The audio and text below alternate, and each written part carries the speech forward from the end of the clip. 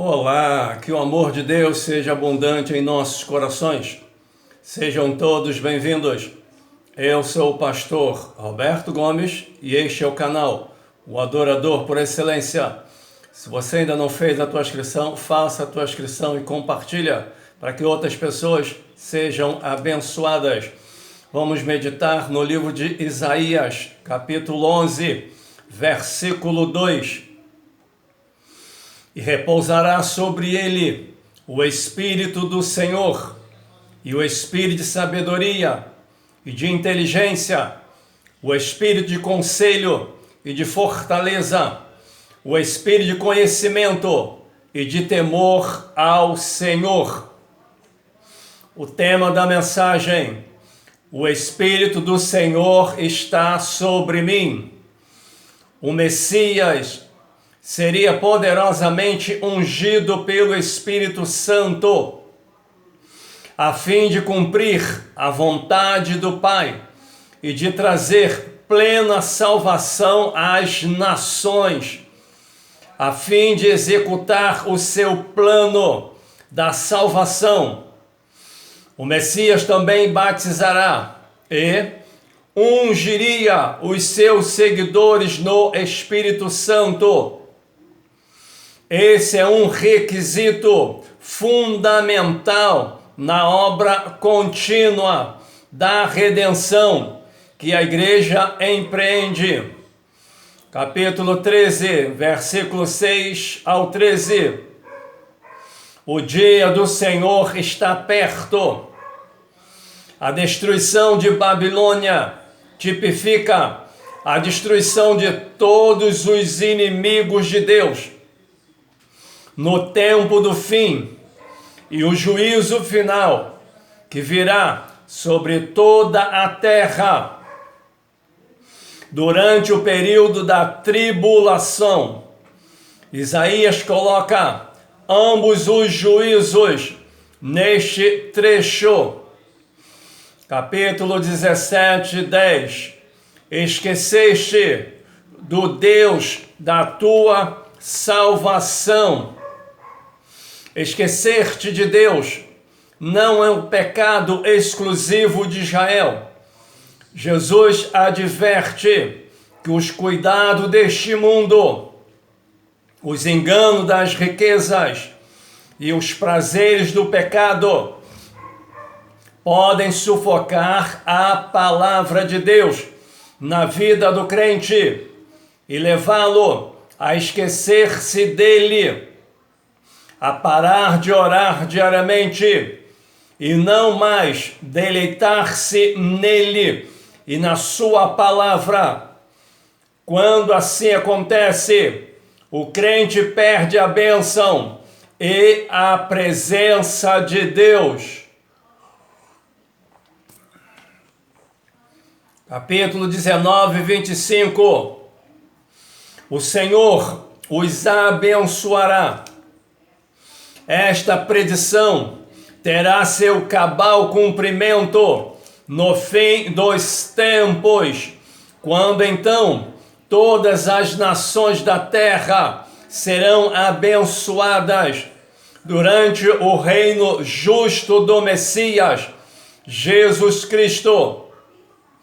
Um dia, o Deus de Israel será o Deus dos árabes, dos judeus e de todos os demais povos e nações. Capítulo 22, verso 4. Chorarei amargamente. Isaías é um profeta fiel. Afligia-se profundamente pela tragédia do seu povo caído e apóstata. O povo de Deus estava sendo destruído. Isaías sentia dor por causa deles e de Deus, que fora abandonado, enquanto outros se entregavam a prazeres e a orgia. O profeta compartilhava do pesar de Deus. Verso 12 e 13. O Senhor vos convida ao choro. Quando o povo de Deus se adapta à maneira de viver do mundo e aparta-se da obediência aos retos caminhos de Deus, Ele os chama ao arrependimento, à confissão da sua pobreza espiritual e à busca da sua face. A vontade de Cristo é que cada igreja examine o seu estado espiritual à luz do Novo Testamento e seus padrões. Assim como Isaías, os profetas de hoje devem conclamar o povo de Deus ao arrependimento, à humilhação, às lágrimas, à oração e ao jejum, e não à superficialidade. Capítulo 25, de 1 a 12. Louvarei o teu nome. Isaías louva o Senhor pela derrota de todo o poder do mal que se opõe ao seu justo propósito e ao seu reino, e pelos seus atos de libertador e consolador do seu povo. Capítulo 26, 3. Em paz aquele cuja mente está firme em ti. À medida que surgem os dias difíceis e tensos do fim da história, Deus conservará em perfeita paz o remanescente que permanecer inabalável e fiel ao seu Senhor. Em tempo de aflição, devemos sempre manter nossa mente fixada no Senhor, em oração, com confiança e esperança. Devemos pôr nele a nossa confiança, porque Ele é uma rocha eterna. Verso 8 e 9. Senhor, te esperamos. Nos últimos dias da história, os justos esperarão com anseio a vinda do seu Senhor. Isaías descreve aqui esse anseio pela manifestação da presença de Deus e da sua justiça na terra. Os salvos em Cristo devem orar com desvelo pela volta do Senhor, a fim de arrebatá-los da terra e levá-los da terra e levá-los com ele para sempre. Verso 19. Os teus mortos ressuscitarão. Esta é uma das declarações de maior peso do Antigo Testamento sobre a ressurreição do corpo. Aqueles que forem servos de Deus levantar-se-ão da terra e viverão de novo. Verso 20 e 21.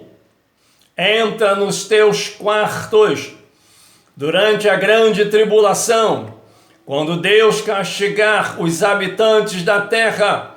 Os que permanecerem fiéis estarão escondidos, esperando no Senhor em oração, até que Ele cumpra os seus propósitos e a redenção final vier. Capítulo 27, 2, de 2 a 6. Uma vinha. Esse cântico profético acentua a vontade de Deus em fazer de Israel uma vinha frutífera. Na era milenial, Israel influenciará a terra inteira para buscar a Deus e viver em retidão. Capítulo 8, 28, verso 7. Erram por causa do vinho. Isaías descreve a iniquidade de Israel em termos de conduta reprovável e vergonhosa dos israelitas, como resultado de uso de bebida forte. Tanto o povo quanto os líderes religiosos tinham trocado a verdade e a justiça pela imundícia e confusão. Verso 16: assentei em Sião uma pedra. A pedra é o próprio Senhor. A fé exclusivamente nele outorga esperança e salvação. O Novo Testamento mostra que o cumprimento final deste versículo acha-se em Jesus Cristo. Deus está edificando sobre Cristo como o alicerce um novo povo que deve manter um compromisso com a retidão e a justiça. Capítulo 29, 13. O seu coração se afasta para longe de mim. O povo de Deus diante dele orava, adorava, cantava e louvava, mas seus corações não estavam em Deus, não obedeciam a sua palavra, agia como se a revelação de Deus e seus padrões de santidade não fossem obrigatórios.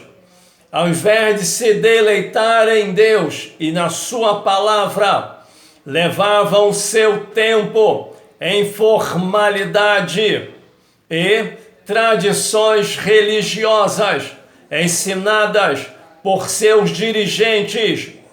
Viviam egoisticamente e numa falsa segurança, em idêntica condição de perigo destruidor. Estão certas igrejas. O povo exalta, louva a Deus com lábios, mas não lhe tem o mínimo de amor, nem aos seus santos ensinos. Terminado o culto, volta aos prazeres do pecado e do mundo, para a satisfação da carne. O resultado disso é cegueira e engano espiritual. Capítulo 30, de 1 a 5. Tomaram conselho, mas não de mim.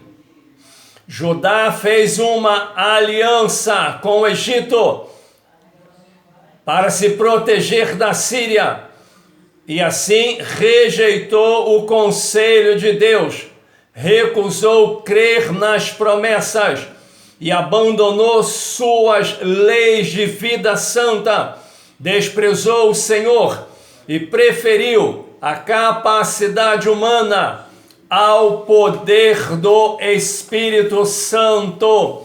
Oremos. Senhor Deus e Pai, Deus grande, tremendo, maravilhoso, a tua palavra diz que operando Deus, quem impedirá, meu Senhor?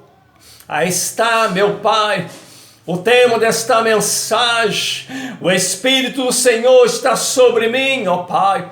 Isaías, o profeta messiânico, 700 anos antes de Jesus vir, meu Pai, Isaías profetizou sobre a vinda do Messias e profetizou também que o povo não iria aceitá-lo, meu Pai, por causa da dureza e a maldade do coração, Pai.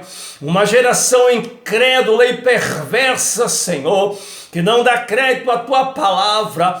E a igreja de hoje, uma boa parte está assim, meu Pai, não estão dando mais crédito à palavra, Pai, mas que o Senhor venha fazer um grande despertamento, um grande mover com teu Espírito sobre a face da terra, despertando, Pai, da negligência, da indolência, Pai, do comodismo, Senhor, e do conformismo, e liberta a tua igreja, em nome de Jesus, amém. Que Deus abençoe a tua casa, que Deus abençoe a tua vida, que Deus abençoe a tua família, que Deus abençoe esta nação e todos os seus governantes, em nome de Jesus, amém.